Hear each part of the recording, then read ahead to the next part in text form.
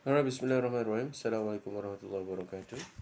Today we're going to continue our discussion on formation of Malaysia, pembentukan negara Malaysia. Alright, dalam topik ataupun tajuk the formation of Malaysia, there are a few content that we're going to discuss. The first one is introduction, and then the reason behind the merger. Apakah sebab-sebab di sebalik gabungan? And then problems towards the merger, masalah-masalah yang berlaku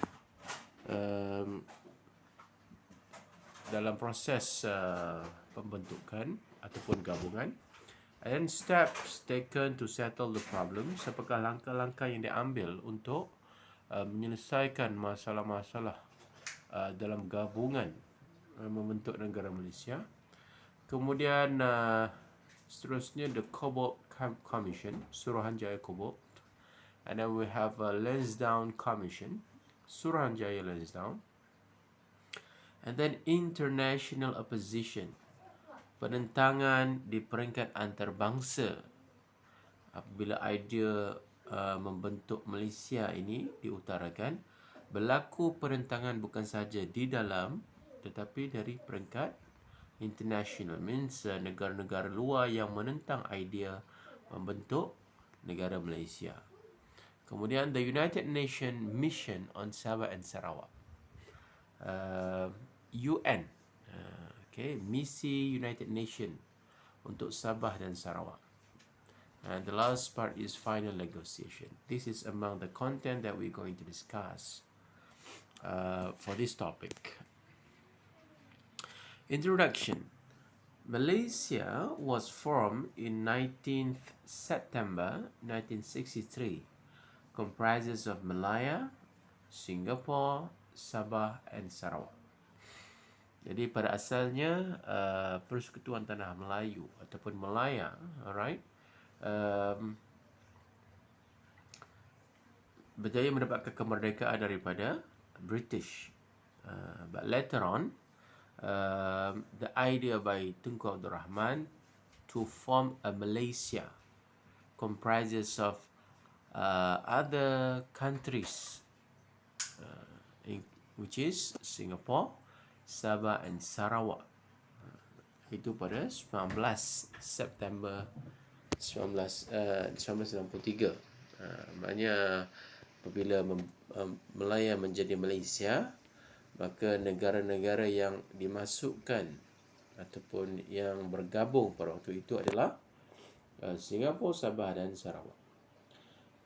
So the detail is on 27 May 1961 at the Foreign Press Association function in Singapore, Tunku Abdul Rahman suggested a merger between Malaya, Singapore, Brunei and Sarawak, and his idea known as Gagasan Malaysia. Jadi pada 27 Mei Tunku Abdul Rahman membuat pengumuman ataupun press conference, right, di peringkat antarabangsa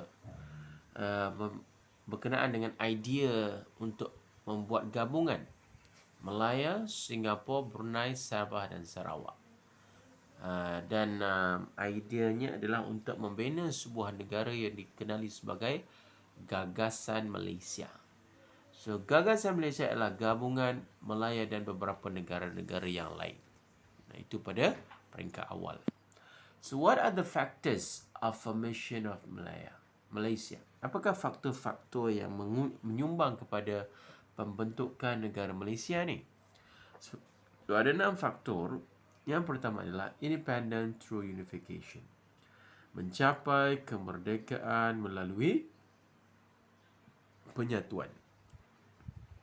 Apabila negara-negara seperti Singapura yang masih lagi di bawah jajahan British, apabila Tanah Melayu pada waktu itu yang pertama mencapai kemerdekaan, maka apabila Singapura bergabung dengan Tanah Melayu ataupun Malaya pada waktu itu, maka automatik Singapura juga akan merdeka. Sama juga dengan Sabah. Sabah juga akan merdeka. Sebab waktu itu Sabah, Sarawak, Brunei belum lagi merdeka. So negara-negara ini masih lagi di bawah penjajahan British. Jadi the idea of formation of Malaysia, tawaran dengan bergabung dengan Malaya, negara yang dijajah ini akan mendapat kemerdekaan. That's number one. Number two is understanding for development. Untuk pembangunan. To develop a country. Number three, ethnic balance and unity. Untuk menyusun kaum, kesamarataan kaum supaya seimbang. Tidak ada kaum yang dominan. Alright? Then next, collective fight against communism. Waktu itu, komunis masih lagi bermaharajalela. Walaupun kita merdeka, tetapi ada juga negara-negara lain seperti Singapura yang masih lagi ditakluk ataupun masih lagi mendapat ancaman daripada komunis.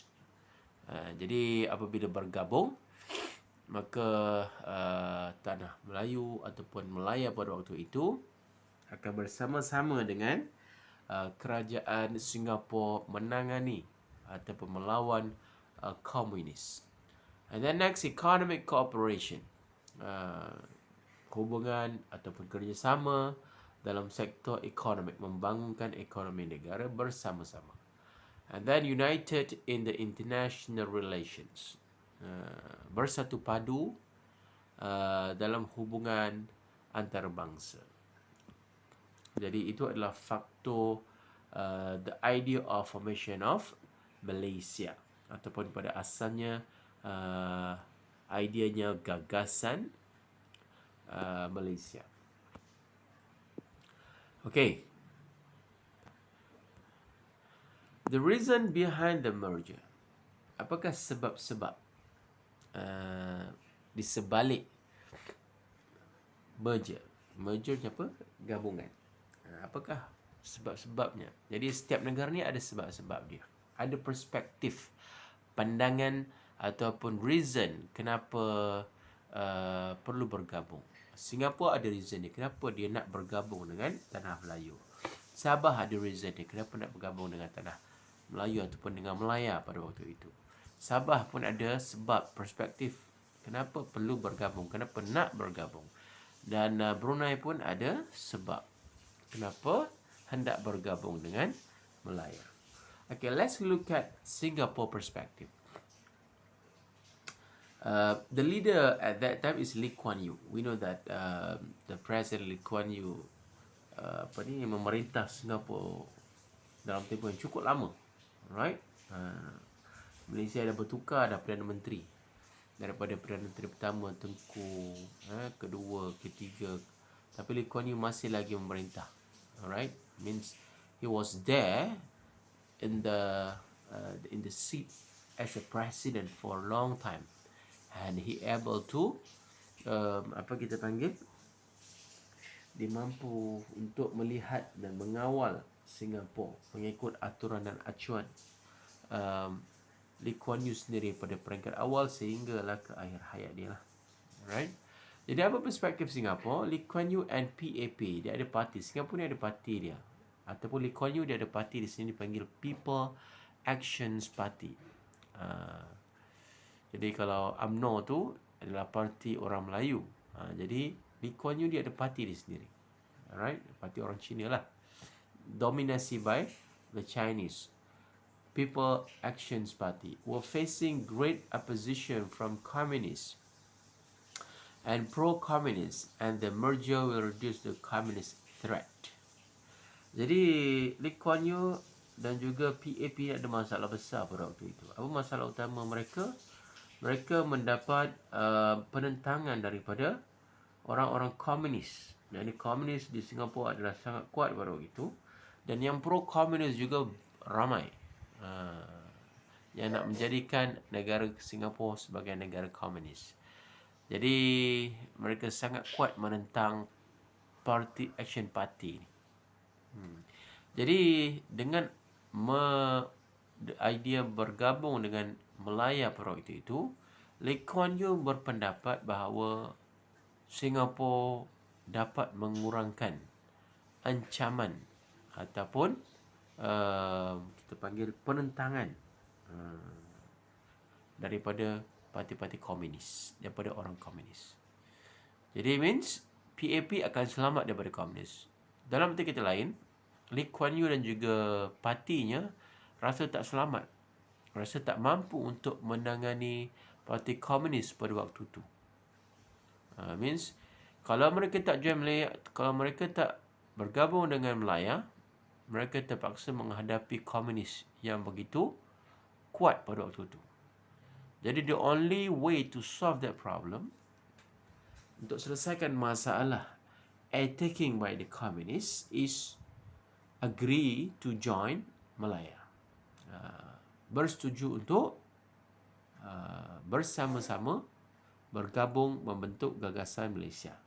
So by joining Melaya, maka komunis tidak sekuat apabila mereka bersendirian. Sebab apa? Melaya waktu itu telah kuat dan mampu untuk bergabung mengalahkan komunis. Kemudian Lee Kuan Yew realized that Singapore would gain independence faster if they joined the Federation of Malaya. Jadi Lee Kuan Yew pun berfikir, sekiranya Singapura join Tanah Melayu, harapan untuk merdeka adalah lebih cepat berbanding kalau Singapura tidak join Tanah Melayu ataupun tak join Persekutuan Tanah Melayu. So ada dua sebab utama lah. Yang pertama, tak join will be attacked by the communists. Komunis akan attack dan mereka rasa susah dan tak mampu. Yang kedua, jangan lama lagi nak merdeka. Jadi kalau join Tanah Melayu, dua problem akan solve. Mereka akan merdeka, diorang boleh Singapura boleh takbir negara sendiri mengikut acuan mereka sendiri. Kemudian komunis pun tak mampu untuk kalahkan mereka. So means benefit on Singapore by joining or merge with Malaya. Malay perspektif pula, Malaya pada waktu itu Federation of Malaya pun ada perspektif dia. Kenapa dia nak Singapore join? So Tunku Abdul Rahman did not wish to have a communist nearby. Yang sebab utama, komunis kuat di Singapura. Jadi Singapura dekat dengan Tanah Melayu, sebelah Johor je kan, sempadan. Jadi sekiranya komunis tak dihapuskan, Singapura melawan komunis, maka kelihatan seperti Singapura tak mampu, dan kalaulah komunis berjaya menguasai Singapura, maka Malaysia akan berjiran dengan komunis. Malaysia akan ada jiran yang berdarah komunis ataupun berjiwa komunis. Jadi disebabkan oleh Tengku tak nak ada negara jiran berfahaman komunis, maka dia cuba untuk selesaikan supaya Singapura tak menjadi komunis dengan join Tanah Melayu ataupun Persekutuan Tanah Melayu. Number 2, to neutralize the unbalance between Chinese and Malays. Untuk neutralkan ketidakseimbangan kaum. Sebab Singapura dikuasai atau majoritinya adalah Cina. Meanwhile, Sabah dan Sarawak have a big Malay population. Jadi nak seimbangkan antara kaum Cina dan kaum Melayu. So itu adalah perspektif daripada Persekutuan Tanah Melayu. Okay, let us have a look at Sabah, Sarawak and Brunei perspective. Untuk Sabah, Sarawak dan Brunei pula, a local leader from Sabah and Sarawak favor the merger because it could bring a greater economic development. Jadi untuk ketua-ketua ataupun pemimpin di Sabah dan Sarawak, mereka sangat favor, mereka suka untuk bergabung dengan Persekutuan Tanah Melayu, kerana mereka melihat Persekutuan Tanah Melayu mempunyai potensi untuk maju lebih jauh lagi, memacu ekonomi yang lebih jauh lagi. Pembangunan negara akan lebih mantap. Jadi dengan bergabung dengan Tanah Melayu, mereka percaya mereka boleh membangun secara ekonomi bersama-sama dengan Persekutuan Tanah Melayu. Jadi Sabah dan Sarawak agak ketinggalan dari segi pembangunan.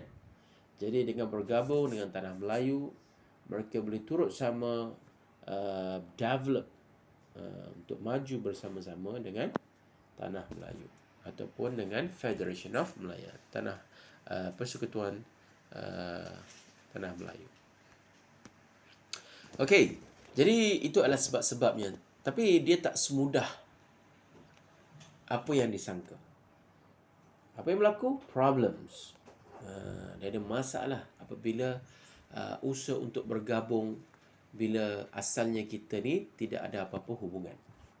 Means asalnya Singapore is Singapore, Brunei is Brunei, Sabah is Sabah, Sarawak is Sarawak. All these countries have their own issues. All these countries have their own people and they are run their country by their own. But whenever we want to merge, we want to become united in one country. Of course, before we are nobody, but today we want to become one country. We need to agree which something we are disagree before. Of course, ada problem lah, ada masalah. So apakah antara masalah-masalah yang timbul? Number one is Malaya, no opposition to the gagasan in Malaya. Untuk di negara ataupun di Persekutuan Tanah Melayu sendiri, ataupun di Malaya setelah ditukar nama, setelah kita merdeka, we change the name from Federation of Malaya to Malaya. Kita di Malaysia tak ada masalah. Means we are agree with the idea of making new country Malaysia bigger. Why? By including Singapore, Sabah, Sarawak, tak ada masalah. Okay? Di peringkat Tanah Melayu sendiri, kita sebagai tuan rumah, we don't have any problems. Okay? No opposition. Tidak ada bangkangan. But in Singapore, Lee Kuan Yew faced strong opposition from left-wing leaders who condemn the idea as British neo-colonization. Untuk Lee Kuan Yew tak ada masalah. Tapi untuk orang-orang kuat dia, left wing, dia of course lah, Lee Kuan Yew dia di satu parti kan, dia PAP parti. Jadi adalah orang kanan, orang kiri, orang-orang kuat parti ni. Jadi orang kuat parti di sayap kiri tidak bersetuju, mendapat tentangan, bukan tentangan biasa, tentangan yang keras.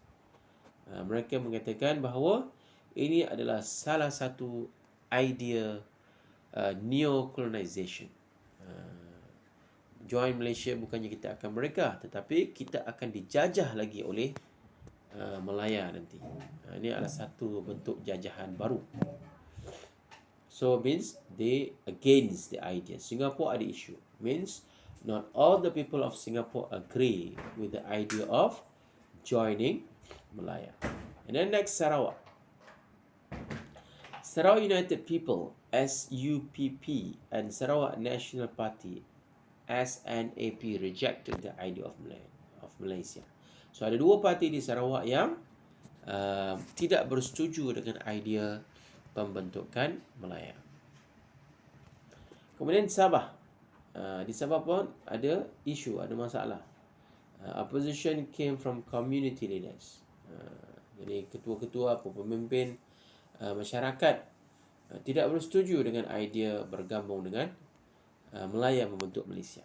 Di Brunei pula, Sultan Sultan bersetuju idea untuk join Malaysia, tetapi mendapat penentangan daripada parti rakyat, iaitu People Party, yang diketuai oleh A.M. Azahari. So this party strongly disagree to join Malaysia. Okay, next, steps taken to settle the problems. Jadi kita nak bergabung, idea dah dilontarkan, benefit, manfaat-manfaat yang bakal diterima telah ditawarkan. Ada problem. So bila ada problem, so kita kena solve lah. So as a leader, sebagai tuan rumah yang membuat tawaran untuk bergabung menjadi negara yang lebih besar, mencipta negara baru bernama Malaysia. Jadi Tengku cuba mengambil langkah-langkah untuk menyelesaikan masalah-masalah yang timbul. Jadi apakah langkah-langkah yang diambil oleh Tengku? Number one, Tengku visited Borneo and found out that the opposition to his proposal was because of misunderstand about the gagasan concept. Jadi apabila Tengku pergi melawat, turun padang ke Sabah, Sarawak, beliau mendapati bahawa ada misunderstanding, salah faham di ground, di peringkat akar umbi, di peringkat rakyat, orang-orang Marhain di Sabah dan Sarawak ada salah faham berkenaan dengan idea atau konsep gagasan Malaysia. Jadi Tengku rasa, rupanya salah faham. Alright? Orang-orang Sabah dan Sarawak ni mendapat information yang kurang tepat berkenaan dengan gagasan. Patutlah mereka tak setuju. Patutlah ada beberapa parti di Sabah Sarawak tak bersetuju disebabkan oleh salah faham. Jadi apakah langkah untuk selesaikan masalah salah faham ni? Tengku call the leader from Sabah, from Brunei and from Sarawak for a special meeting. Maka diwujudkan atau dibuat satu meeting special, right? Meeting khas, perbincangan khas untuk membincangkan masalah salah faham yang berlaku. The official from Malaya and Singapore explain the plan. Jadi adalah penerangan secara rasmi berkenaan dengan rancangan gagasan ataupun konsep gagasan Malaysia. Okay, after the meeting, the Malaya Solidarity Consultative with members from Sabah, Sarawak and Brunei was set up and explained the concept and gather the feedback from the people and submit to Malaya. Jadi setelah perbincangan dijalankan daripada Semenanjung dengan ketua-ketua di Sabah, Sarawak dan Brunei untuk menerangkan tentang konsep yang sebenar. Jadi mereka kena sampaikan kepada akar umbi, kepada rakyat yang sebenarnya gagasan Malaysia ni, konsep dia yang sebenarnya apa. Okey, bukan beranggapan, rasa-rasa. Okey, jadi penerangan haruslah disampaikan dengan maklumat yang sebenar. Kemudian dapatkan semula feedback daripada rakyat dan hantar feedback tu kepada Tanah Melayu. Jadi Tengku nak melihatlah apakah sebenarnya feedback ataupun tindak balas ataupun respon daripada responden orang-orang Sabah dan Sarawak tentang idea gagasan Malaysia yang sebenar. Jadi peringkat awal mereka mendapat idea ataupun maklumat tentang gagasan Tanah Melayu yang salah. So apabila they had a meeting, special meeting towards the explanation, the real scenario, the real concept of gagasan Malaysia, maka mereka perlu sampaikan kepada rakyat apakah maklumat yang sebenar, kemudian send the feedback to the Malaya. And majority Sabah and Sarawak people agreed to join Malaya to form Malaysia. Dan akhirnya bila mereka membuat bancian feedback ataupun respon daripada orang-orang Sabah dan Sarawak setelah mendapat maklumat yang sebenar, feedback yang sangat positif. Okay, mereka bersetuju untuk join Malaysia. In Singapore pula, Lee Kuan Yew conducted a referendum on the 1st September 1962 and the result shows that 70% supported the proposal. Sama juga di Singapura. Di Singapura pun dibuat satu bancian, means tanya rakyat ataupun orang-orang di Singapura Macam mana idea nak join Tanah Melayu Gagasan Malaysia ni? Setuju tak? Okey. Jadi hanya 30% je yang tak bersetuju, tapi majority 70% supported the proposal. Mereka bersetuju. So daripada responden ni, Sabah setuju, Sarawak setuju, okey, Singapura pun setuju. Maka Suruhanjaya Cobalt diwujudkan.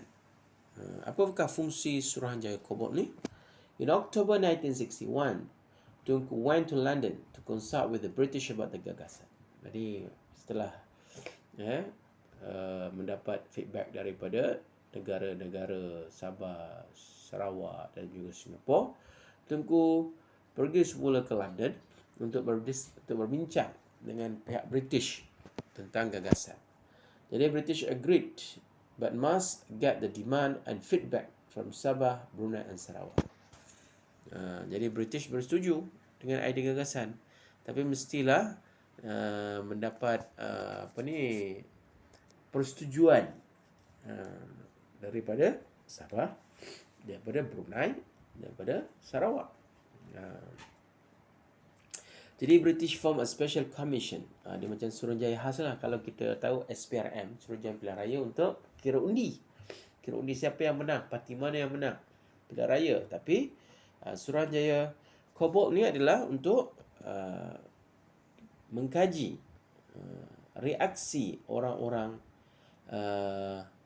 tempatan terhadap idea gagasan Malaysia. So, what happened? So Lord Cobalt, Lord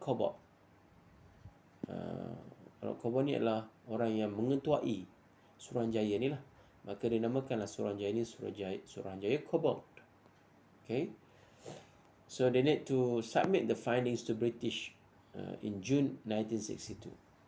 Jadi setelah mereka melihat reaksi, mengkaji akar umbi, netizen, masyarakat, bagaimanakah reaksi berkenaan dengan gagasan Tanah Melayu pada waktu itu, maka telah dihantar ke pihak British.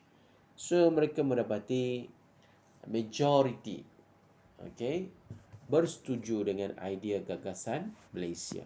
Only 20% against the proposal. Cuma 20% saja daripada rakyat yang tak bersetuju. Of course lah, you dapatkan 100%, impossible. Manusia ni lain-lain, pemikiran lain-lain, pemahaman lain-lain. Okay. Jadi 80% kira okey lah. Bukanlah 60-50, which is not strong. Jadi Suruhanjaya kajian mendapati bahawa 20% sahaja yang against, means the remaining 80% agree with the proposal. Kemudian the Lansdowne Commission. Alright. Kemudian ada satu Suruhanjaya baru dibentuk. Suruhanjaya yang lain, Lansdowne Commission. It was the intergovernment committee set up by the British government after the study of Cobalt Commission. Kalau Cobalt tu nak kaji apakah respon daripada rakyat, Lansdowne pula dia intergovernment committee. Dia nak study pula hasil ataupun report daripada Cobalt tu. So means double checking lah, right? Suruhanjaya ni tugasnya adalah dia yang di set up oleh British lah, kerajaan British. Tugasnya adalah untuk memeriksa ataupun memastikan hasil ataupun report daripada Cobalt tadi adalah significant, betul, sahih. Jadi the commission drew up some new articles. Jadi Lansdowne ni juga bertanggungjawab untuk meminda perlembagaan. Bukanlah meminda banyak, okay, perlembagaan Tanah Melayu setelah mereka tu dah ada, tapi untuk menambah artikel-artikel di dalam perlembagaan yang asal, iaitu first kita ada Red Commission kan, yang membentuk perlembagaan Tanah Melayu ataupun the Malaya Constitution. Tapi bila kita masuk negara-negara baru, ada Singapura, ada Sabah, Sarawak. Jadi mesti ada perlembagaan artikel khas tentang Sabah, tentang Singapura, tentang Sarawak, supaya Tunku ataupun pemerintah ataupun kerajaan dapat mentadbir dengan lancar. Dia mesti ada guideline dia lah. Jadi bila ada members baru, dia mesti ada guideline baru yang tertulis berkenaan dengan negara-negara baru yang join. Jadi Lansdowne Commission ni tugasnya adalah selain daripada memastikan ataupun mengkaji tentang report daripada Kobok, Lansdowne Commission juga bertanggungjawab untuk meminda ataupun menambah artikel-artikel berkenaan dengan kerajaan gabungan ni. Okay, next. International opposition. Ada penentangan. Jadi, sekali lagi, tidak semudah yang disangka. Di peringkat antarabangsa juga ada penentangan. Apa dia? Siapakah dia? Iaitu daripada Indonesia, daripada Presiden Soekarno dan juga daripada Presiden Macapagal, iaitu Presiden Philippines. Kenapa mereka tidak bersetuju? Apa kaitannya? Ini nak bentuk tak ada kaitan pun dengan Singapura. Kita tak ajak pun tak ajak pun Indonesia dengan Filipin. Tu kenapa Filipin dan juga Indonesia reacted pula dengan idea gagasan, disebabkan ada kaitan lah. Apa kaitan tu? Indonesia claim that Sarawak ni sebenarnya adalah milik Indonesia. Jadi mana boleh suka-suka nak ambil Sarawak tanpa kebenaran daripada Indonesia. Sama juga Sabah pun Filipin beritahu dia di bawah sempadan Philippines. Semana boleh suka-suka nak ambil Sabah, mesti dapat kebenaran daripada Philippines. So this is the idea. Inilah penentangan yang berlaku. Jadi apa berlaku? The United Nations Mission on Sabah and Sarawak. Jadi in July 1963, foreign ministerial meeting was held in Manila between Malaya, Philippines and Indonesia. Maka ini adalah perbincangan ataupun meeting antarabangsa yang melibatkan negara Filipin dan Indonesia dalam usaha untuk membentuk gagasan Malaysia. Jadi follow-up meeting was held on between leaders of these three countries. Maka ada follow-up lagi meeting, perbincangan seterusnya di antara tiga pemimpin ni, Soekarno, Macapagal dan juga Tunku. Okay, they reached an agreement to seek the help from United Nations. Maka akhirnya mereka bersetuju untuk mendapatkan bantuan daripada UN, United Nations.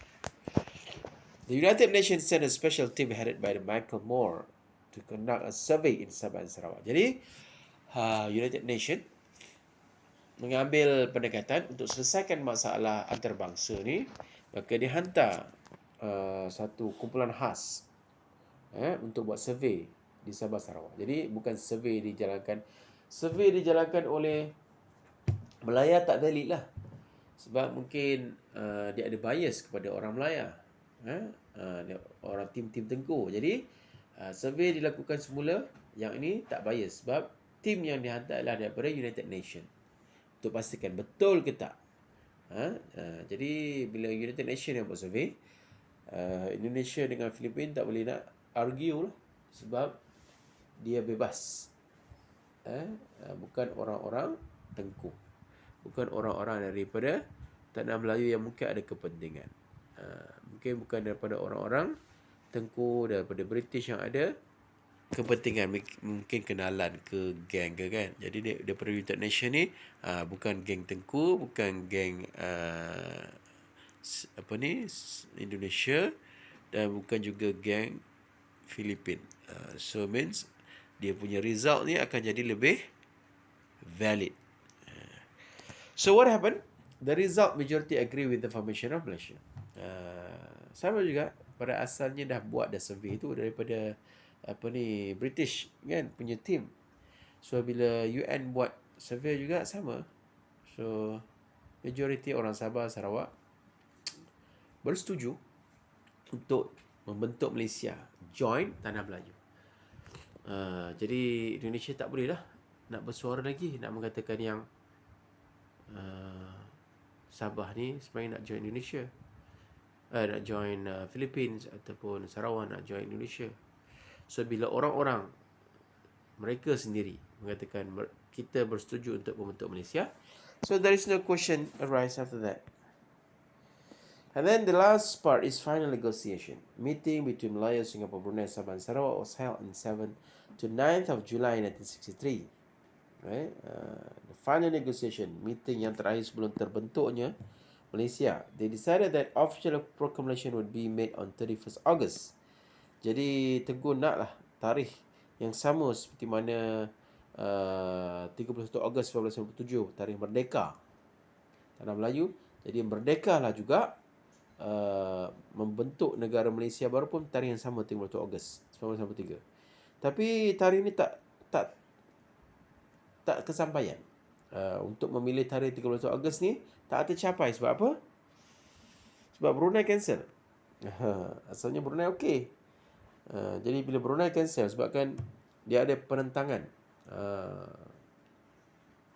daripada parti people ni. Dan penentangan ni bukan penentangan biasa, penentangan bersenjata. Jadi Brunei terpaksa cancel sebab orang sendiri tak bersetuju dan penentangan sangat kuat. Jadi Brunei cancel. Bila cancel, jadi perlembagaan mesti dipindah.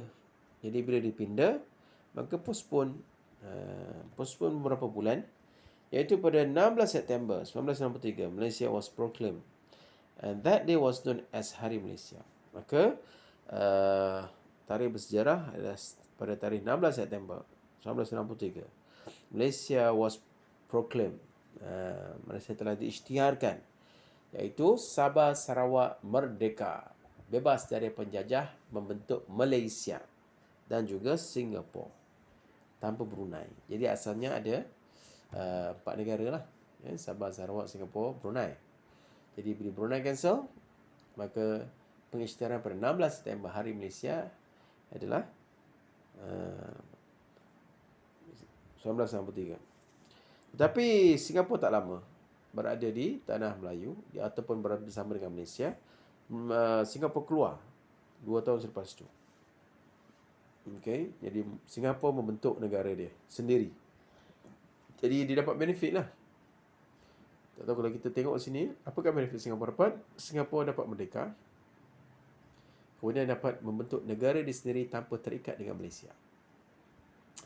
Okay, itu benefit of Singapore. Tapi benefit on Malaysia pun ada juga. Okay, kalau kita baca lagi sejarah, perkauman yang sangat kuat antara Singapura dengan Tanah Melayu dan disebabkan oleh Singapura yang tidak boleh diuruskan. Maksudnya kerajaan Malaysia pada waktu itu tidak mampu untuk menguruskan sentimen perkauman yang sangat kuat di Singapura yang akhirnya nanti akan memberi kesan buruk kepada Malaysia sendiri.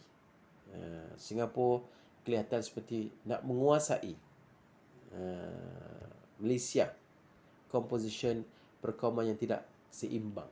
Jadi to be safe, it is better to detach, untuk keluarkan Singapura daripada Malaysia. Tengku sendiri pun bersetuju untuk memastikan kesultanan, sistem demokrasi Kesultanan Melayu ni terpelihara. Kalau tidak, ditakuti akan berlaku macam Singapura, dah tak ada sistem sultan dah. Okay, lead by the parties. Dia nak buang sistem sultan. So di Tanah Melayu, di Malaysia kita bersetuju kita tak ada sistem sultan. Jadi berlaku pembelahan kaum, riots in Singapore. So kalau tengok tu, okay, berlaku rusuhan di Singapura. Beberapa rusuhan berlaku di antara kaum Melayu dan juga Cina. Jadi rusuhan kaum ni boleh merebak ke Malaysia. Singapura beberapa kali tidak mengikut persetujuan. Okay, by right-nya kalau ikutkan asal, Singapura tak boleh terlibat dengan pilihan raya di Malaysia. Singapura hanya di Singapura saja, tapi Singapura break that promise. Mereka join pilihan raya di Malaysia, di persekutuan. So that could lead to another problems. Jadi dengan idea persetujuan memisahkan Singapura daripada Malaysia, that is the best decision at that time. So sampailah hari ini. So bila disebut oleh negara Malaysia, asalnya 4 negara, Brunei, Singapura, Sabah Sarawak. Jadi hari ini tinggal Sabah dan Sarawak yang membentuk negara Malaysia sehinggalah hari ini daripada tahun 1963 sehinggalah 2021 Sabah Sarawak we are Malaysian. Brunei membentuk negara sendiri, ada cara pentadbiran sendiri, dan Singapura pun ada kaedah pentadbiran dan acuan mereka sendiri. So I think that's all. Thank you very much. Assalamualaikum warahmatullahi wabarakatuh.